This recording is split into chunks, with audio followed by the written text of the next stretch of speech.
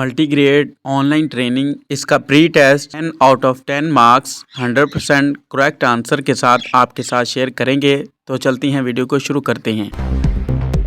Pre test link description में दिया गया, उसे आपने कॉपी करके गूगल क्रोम पे जाके पेस्ट करना है। तो इस तरह का आपके पास डैशबोर्ड शो हो जाएगा। अगर आपके मोबाइल पे एक से ज़्यादा जीमेल लगे हैं तो आपने स्पेसिफिक जीमेल अगर कोई लगाना है तो इस तरह आपने क्लिक करके एक जीमेल आपने लगा देना है। मैंने ये पहला ही जीमेल लगा दिया। उसके बाद फिर आपने क्रोम पे क्लिक कर देना।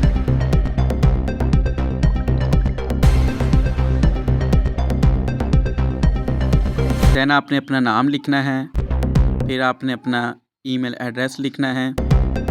जिस ईमेल के थ्रू आप कर रहे हैं वही ईमेल यहाँ पे आपने दोबारा लिख देना है।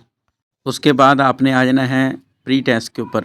सबसे पहला क्वेश्चन है, in your experience what is the most challenging aspect of teaching in a multigrade classroom. इसका जो करेक्ट आंसर है वो मुझे पहला ही ये लग रहा है, यानी कि बी ऑप्शन ठीक है, differentiating content are multiple grades. Question, what type of sport do you feel is most helpful for teachers in multiple classroom. इसका ऑप्शन है classroom observation and feedback, regular workshop and training, peer learning and collaboration, access to digital resources. इसका D option ठीक है। Question number 3, which of the following is the main objective of the multiple teaching classroom observation tool. Option number A, assess teachers ability to teach student of the same grade level. Option number B, to evaluate how teachers manage classroom in multiple settings. Option number C, to assess teacher punctuality. Option number D, to assess teacher knowledge of curriculum content. Option number B इसका ठीक है।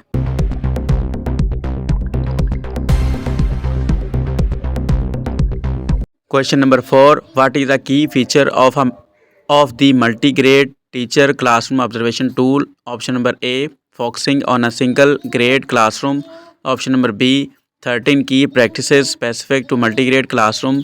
Option number C, evaluating teacher knowledge of specific subject. Option number D, monitoring teacher attendance. इसका B option ठीक है, 13 key practices specific to multi-grade classroom.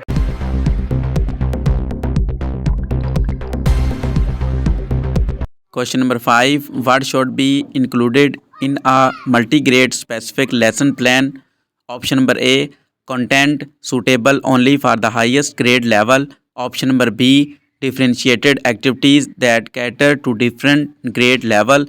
Option number C, activities for only one grade level. Option number D, only theoretical content without practical application. Which option is correct? Option number B. Question number 6, how can flexible grouping strategy benefit multi-grade classroom? Option number A, they allow students to work in group based on their grade only. Option number B, they help organize students according to their needs and abilities. Option number C, they ensure students work only with others from the same grade. Option number D, they prevent students from working with those from other grades. Option number B.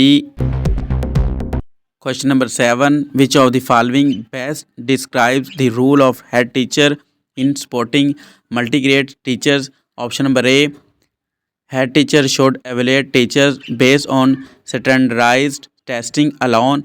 Option number B, head teacher should provide mentorship and act as facilitator of reflective discussions. Option number C, head teacher should focus solely and on administrative duties.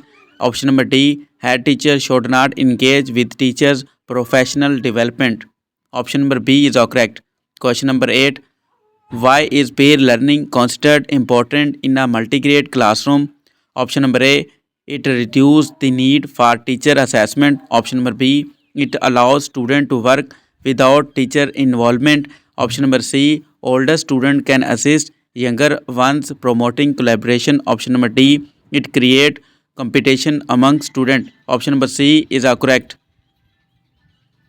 Question number 9, what is the purpose of individualized feedback in multi-grade teaching? Option number A, to provide the same feedback to all students regardless of grade level. Option number B, to focus on group level achievement rather than individual progress. Option number C, to tailor feedback according to each student grade and learning needs. Option number D, to provide feedback. Option number C इसका ठीक है. Question number 10. How can AYOS support multigrade teacher after the initial training? Option number A, by conducting classroom observation and offering personalized feedback. Option number B, by providing online resources and email support only. Option number C, by managing teacher schedule exclusively, by monitoring only student progress, not teaching method. Option number ए इसका ठीक है. उसके बाद हम इसे submit करेंगे. तो देखते हैं जी हमारे कितने क्वेश्चन गलत हैं और कितने ठीक हैं. तो ये व्यू स्कोर पे आपने क्लिक करना है. तो आपको दिखाई देगा कि आपने कितने गलत किए हैं और कितने ठीक किए हैं क्वेश्चन. और अगर आपने अभी तक क्वेश्चन नहीं किए तो अब आपने ये देख लेने हैं कि हमारे कितने पॉइंट टोटल थे और 10 टोटल थे और कितने गलत हुए. पहला हमारा क्वेश्चन जो है वो ठीक है, तो पहले का ऑप्शन बी ही है. उसके बाद क्वेश्चन नंबर 2 का हमने आई थिंक गलत लगाया था, इसका वो कहता है बी ऑप्शन ठीक है. तो नेक्स्ट हम चलेंगे क्वेश्चन नंबर 3 की तरफ. वो हमने जो ऑप्शन लगाया था बी ठीक है. देन हम नीचे की तरफ चलते हैं. क्वेश्चन नंबर 4 का हमने बी लगाया था, वो भी ठीक है. 5 भी हमारा ऑप्शन ठीक है. 6 हमारा ऑप्शन भी ठीक है और 7 हमारा गलत हुआ, उसका बी जो है वो ऑप्शन ठीक था. उसके बाद 8 हमारा भी ऑप्शन गलत हुआ, इसका सी ऑप्शन ठीक था. क्वेश्चन नंबर 9 भी हमारा ठीक है, इसका सी ऑप्शन था. क्वेश्चन नंबर 10 हमारा ठीक है. ये था मल्टीग्रेड टीचर असेसमेंट का प्री टेस्ट. नेक्स्ट वीडियो में मैं आपके साथ पोस्ट टेस्ट शेयर करूँगा. तब तक के लिए अल्लाह हाफिज़.